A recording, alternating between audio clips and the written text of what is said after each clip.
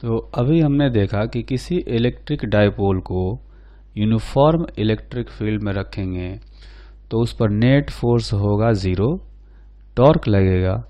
लेकिन अगर ऐसा हो कि इलेक्ट्रिक डाइपोल को नॉन यूनिफॉर्म इलेक्ट्रिक फील्ड में रखा जाए फिर क्या होगा।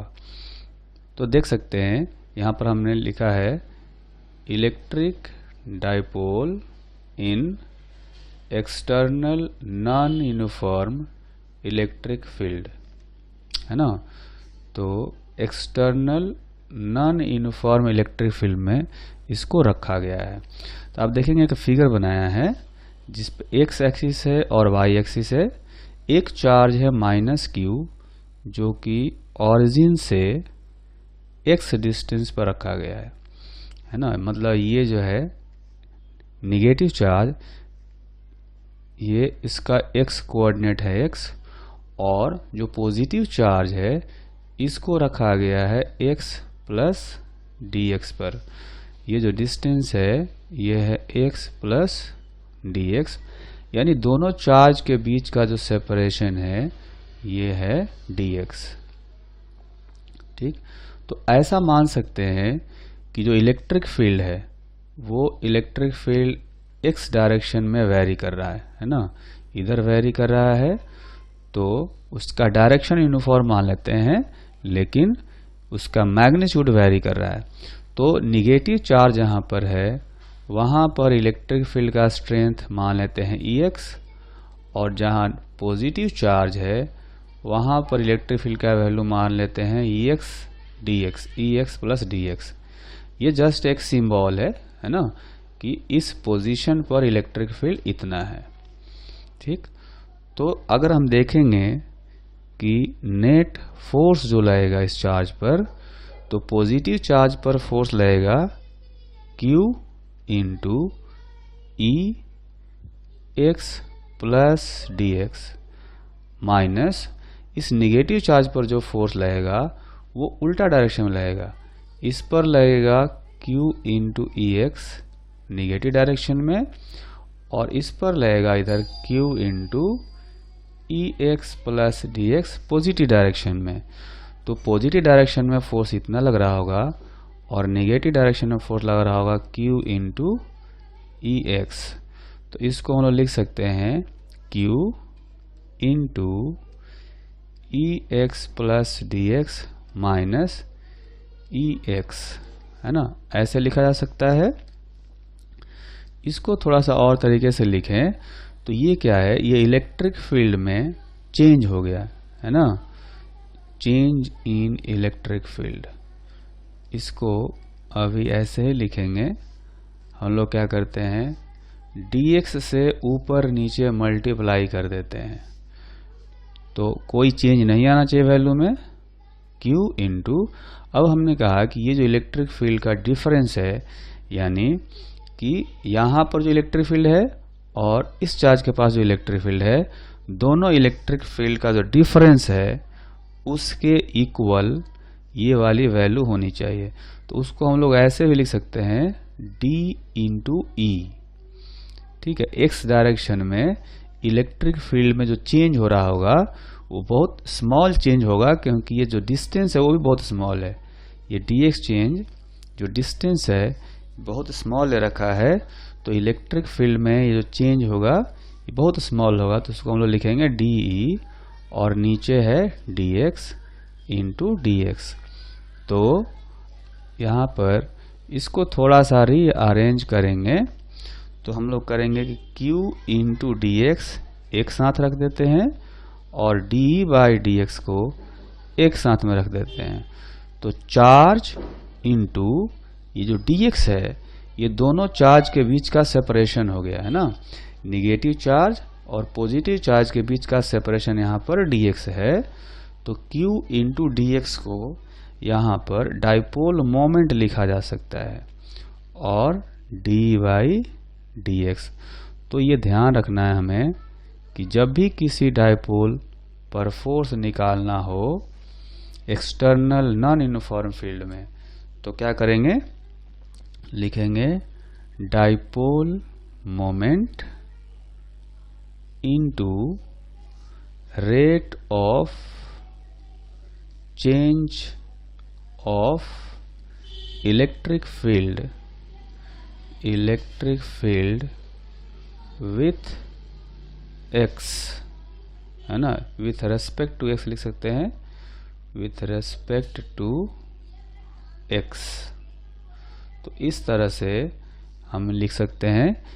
और ये है कि rate of change of external electric field, ये ध्यान रखना है कि जो इलेक्ट्रिक फील्ड है ये एक्सटर्नल इलेक्ट्रिक फील्ड होना चाहिए। तो एक्सटर्नल इलेक्ट्रिक फील्ड का रेट ऑफ चेंज और डायपोल मोमेंट को मल्टीप्लाई करके हम लोग किसी डायपोल पर नॉन यूनिफॉर्म फील्ड में नेट फोर्स कैलकुलेट कर सकते हैं। तो ये तो हो गया नेट फोर्स। बाकी जो टॉर्क है वो टॉर्क तो वैसे ही लगते रहेंगे P क्रॉस E वाले फॉर्मूले से, और जो पोटेंशियल एनर्जी है, पोटेंशियल एनर्जी भी वैसे ही लिखेंगे अभी भी, माइनस P डॉट E, है ना। ये माना जाएगा कि उतने देर में पोटेंशियल एनर्जी, इसका इलेक्ट्रिक फील्ड जो है ज़्यादा वेरी नहीं कर रहा है ना। तो एक ऐसा एग्जाम्पल करते हैं जिसमें किसी वेरिएबल इलेक्ट्रिक फील्ड के अंदर एक डायपोल रखा हुआ हो। तो हम लोग एक चार्ज सिस्टम लेते हैं।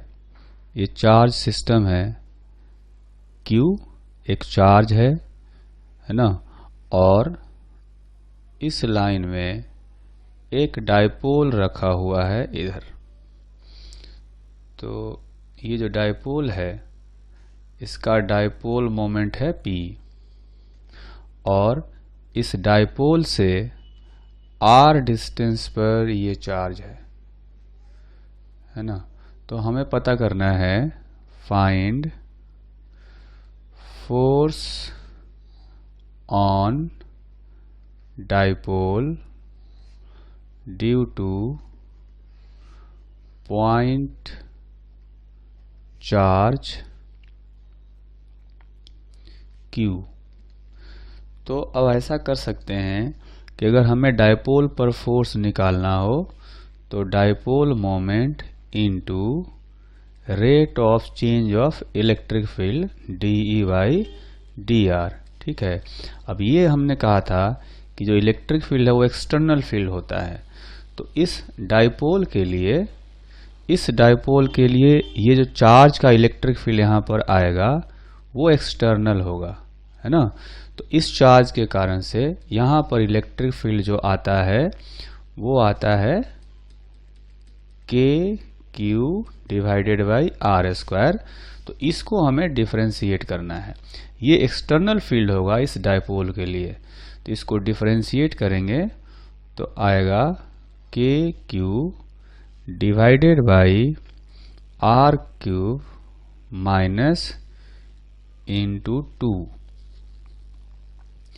तो इस तरह से ये जो वैल्यू आया वो आ गया 2KQ into P divided by R³, negative में ये फोर्स आया, है ना। तो इतना नेट फोर्स इस डायपोल पर लगेगा इस पॉइंट चार्ज के कारण से।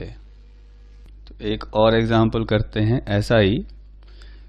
इस एग्जांपल में हमें एक पॉइंट चार्ज दिया गया है Q, और इससे R डिस्टेंस पर एक डायपोल रखा गया है इस तरह से लाइन ज्वाइनिंग के परपेंडिकुलर, है ना। तो ये जो डिस्टेंस है ये है R। हमें पता करना है force on dipole due to point charge Q। तो इसमें ऐसा करेंगे हम लोग कि अब इसमें इसको जो Q चार्ज है इसके कारण से यहाँ पर जो फील्ड आएगा वो आएगा इधर, यानी ये डायपोल के पैरेलल नहीं है। तो हम लोग वो वाला फॉर्मूला नहीं लगा पाएंगे, P इंटू DE/dr वाला फॉर्मूला जो है इसको हम लोग यहाँ पर नहीं अप्लाई कर पाएंगे, नॉट अप्लीकेबल। जब हमने डिराइव किया था फॉर्मूला, तो उसमें क्या देखा था कि डाइपोल के पैरेलल इलेक्ट्रिक फील्ड था, तब ये फॉर्मूला हमने डिराइव किया था। यहाँ पर क्या है कि इस चार्ज के कारण से इलेक्ट्रिक फील्ड जो है यहाँ पर अलग अलग डायरेक्शन में आएगा, इसलिए वो फॉर्मूला हम लोग नहीं अप्लाई कर सकते। तो अभी जो है एक दूसरा तरीका अप्लाई करेंगे। हम ऐसा कर सकते हैं कि इस डाइपोल के कारण से इस चार्ज पर फोर्स निकालेंगे, और न्यूटन्स का जो थर्ड लॉ होता है, जितना फोर्स ये डाइपोल इस चार्ज पर लगाएगा उतना ही फोर्स ये चार्ज इस डाइपोल पर अप्लाई करेगा। ठीक है, तो हम ऐसे कर सकते हैं, force on point charge due to dipole is equal to charge Q into electric field due to dipole, electric field due to dipole. तो ये जो डाइपोल है इसका इक्वेटोरियल पॉइंट पर ये चार्ज पड़ रहा है। तो हमने पहले लिखा था, डिराइव किया था एक फॉर्मूला कि जो इलेक्ट्रिक फील्ड होता है इक्वेटोरियल पॉइंट पर वो होता है Kp बाई आर क्यूब, है ना।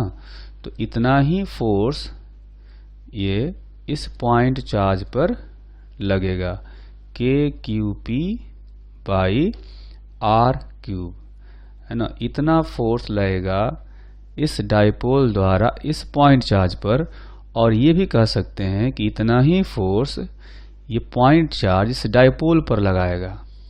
तो कह सकते हैं is equal to force on dipole due to point charge. तो हमने फोर्स कैसे निकाला, चार्ज को इस डाइपोल के कारण से जो इलेक्ट्रिक फील्ड आया था उसको हमने मल्टीप्लाई कर दिया। अगर कोई चाहे फोर्स का डायरेक्शन पता करना, तो फोर्स का डायरेक्शन ऐसे पता कर सकते हैं, इस डाइपोल के कारण से जो इलेक्ट्रिक फील्ड आएगा यहाँ पर वो आएगा डाइपोल मोमेंट के अपोजिट डायरेक्शन में इधर। तो इलेक्ट्रिक फील्ड इधर है, तो इस पर जो फोर्स लगेगा QE वो भी लगेगा नीचे की तरफ। तो इस पॉइंट चार्ज पर फोर्स लगेगा नीचे, और ये पॉइंट चार्ज इस डाइपोल पर फोर्स लगाएगा ऊपर की तरफ उतना ही, क्योंकि एक्शन रिएक्शन हम लोग यहाँ पर चेक कर रहे हैं न्यूटन्स के थर्ड लॉ से।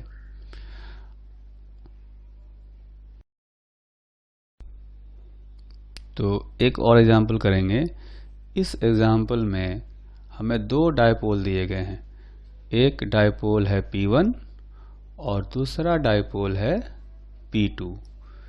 इन दोनों डाइपोल्स के बीच में जो सेपरेशन है वो दिया गया है R, है ना। इनका सेंटर टू सेंटर डिस्टेंस जो है वो दिया गया है R। हमें क्या पता करना है, find force of interaction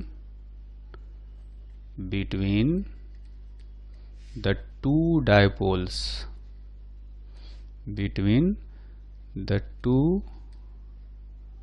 dipoles। ठीक है, तो इसमें हम लोग ऐसा करेंगे कि अगर force on dipole 2 due to dipole 1, ऐसा कर सकते हैं।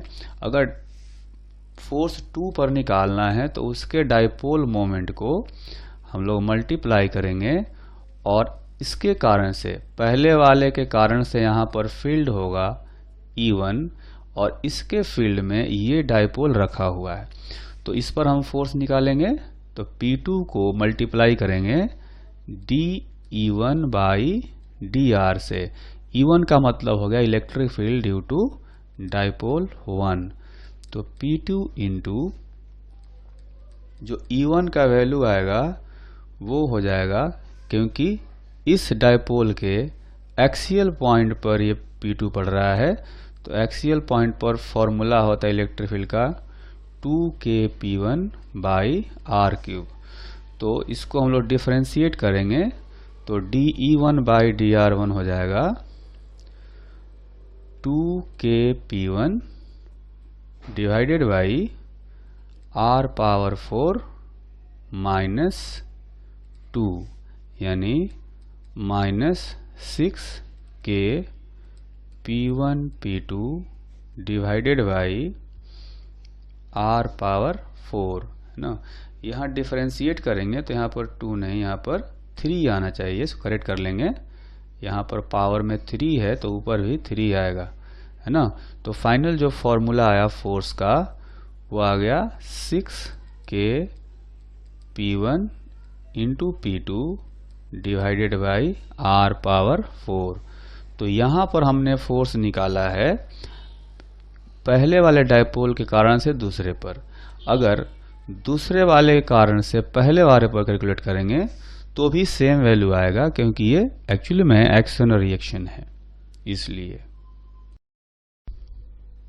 तो प्रीवियस क्वेश्चन से मिलता जुलता एक और एग्जांपल करेंगे। इसमें भी हमें 2 डायपोल दिए गए हैं, लेकिन बस थोड़ा सा फर्क है। थोड़ा सा फर्क ये है कि यहाँ पर दोनों डायपोल्स पैरेलल नहीं है, दोनों एक दूसरे के परपेंडिकुलर रखे हुए हैं। इनके बीच का जो सेपरेशन है वो सेपरेशन हम लोग r ले सकते हैं, है ना। तो ये जो सेपरेशन है अगर मान लेते हैं कि ये r है यहाँ से यहाँ पर, ठीक। तो चूंकि इस डायपोल के कारण से दूसरे वाले डायपोल पर इलेक्ट्रिक फील्ड जो आएगा वो डायपोल के परपेंडिकुलर आएगा, इसलिए जो फॉर्मूला हमने सीखा कि P into D by D R या dx, वो वाला फॉर्मूला ये अप्लीकेबल नहीं है। तो हम लोग क्या करेंगे, यहाँ पर ऐसा करते हैं, एक एक चार्ज पर जो वैल्यू है उसको कैलकुलेट करते हैं। तो मान लेते हैं इसका निगेटिव चार्ज यहाँ पर है और पॉजिटिव चार्ज यहाँ पर है। तो इस डायपोल के कारण से इक्वेटोरियल लाइन पर ये चार्जेस पड़ेंगे, तो इसके कारण से फील्ड जो होता है यहाँ पर फील्ड होता है नीचे की तरफ। तो निगेटिव चार्ज पर जो फोर्स आएगा वो आएगा ऊपर, और इसको लिख सकते हैं Q इंटू ई आर, और यहाँ पर जो फोर्स लगेगा पॉजिटिव चार्ज पर वो उल्टा लगेगा, है ना। चाहे तो ऐसे लिख सकते हैं EX, और यहाँ पर जो फोर्स लगेगा चार्ज Q, और इसके कारण से जो भी इलेक्ट्रिक फील्ड आएगा उसको लिखेंगे EX प्लस DX, ऐसे लिख देते हैं। ये अपोजिट डायरेक्शन में लगेगा, तो जो नेट फोर्स होगा उसको लिखेंगे Q E into x plus DX minus EX, है ना। ये फोर्स लग रहा है नीचे और ये फोर्स अपोजिट डायरेक्शन में उसके लग रहा है ऊपर, तो नेट फोर्स इतना हो जाएगा। इसको लिख सकते हैं Q इंटू DE। ये जो ऊपर वाला टर्म है ये इसको कहा जा सकता है कि चेंज इन इलेक्ट्रिक फील्ड बता रहा होगा। तो अगर इस चेंज इलेक्ट्रिक फील्ड में dx से ऊपर नीचे मल्टीप्लाई कर देंगे तो ये हो जाएगा Q into DX into D by DX, ठीक है। तो ये जो पहला वाला पार्ट है Q इंटू DX, ये तो हो जाएगा डायपोल P1 लिख सकते हैं, है ना। डायपोल यहाँ पर हमें रखना चाहिए P2 रखना चाहिए, क्योंकि हम लोग P2 का चार्ज ले रखे हैं। ये P2 वाले का चार्ज है और P2 के चार्ज के बीच का सेपरेशन है dx, ये सेपरेशन dx है, ठीक। अब dE बाई dx निकालेंगे। E किसके कारण से है, इसके कारण से यहाँ पर इलेक्ट्रिक फील्ड है E, तो उसको हम लोग लिख सकते हैं K into P divided by R cube या X क्यूब, है ना। तो इसको हम लोग डिफरेंशिएट करते हैं, dE बाई dr यहाँ लिखा जा सकता है dE बाई dr। ये पहले वाले डायपोल के कारण से इलेक्ट्रिक फील्ड होगा, तो P2 into dE by dr यहाँ से कैलकुलेट करेंगे तो आएगा 3kP बाई R पावर 4, है ना। चूंकि P1 के कारण से इलेक्ट्रिक फील्ड निकाल रहे हैं तो यहाँ पर P1 आएगा, यहाँ पर भी P1 आएगा, है ना। इलेक्ट्रिक फील्ड जो हम लोग E1 निकाल रहे हैं वो डायपोल P1 के कारण से। तो फाइनली ये जो नेट फोर्स आया वो हो गया 3K P1 P2 divided by R power 4। तो हालांकि जो फॉर्मूला हमने पहले ड्राइव किया था वो तब के लिए ड्राइव किया था जब इलेक्ट्रिक फील्ड और डाइपोल दोनों पैरेलल हो। यहाँ पर हम देख रहे हैं कि अगर दोनों परपेंडिकुलर हो, इसके कारण से इलेक्ट्रिक फील्ड आएगा इधर, और जबकि डाइपोल मोमेंट P2 इधर है, परपेंडिकुलर है, तो भी ये फॉर्मूला जो है ये सही आ रहा है, वैसा ही आ रहा है P into D by D R, और इसलिए ये फॉर्मूला अभी भी अप्लाई किया जा सकता है। तो नेट फोर्स इस बार आएगा 3K P1 P2 by R power 4।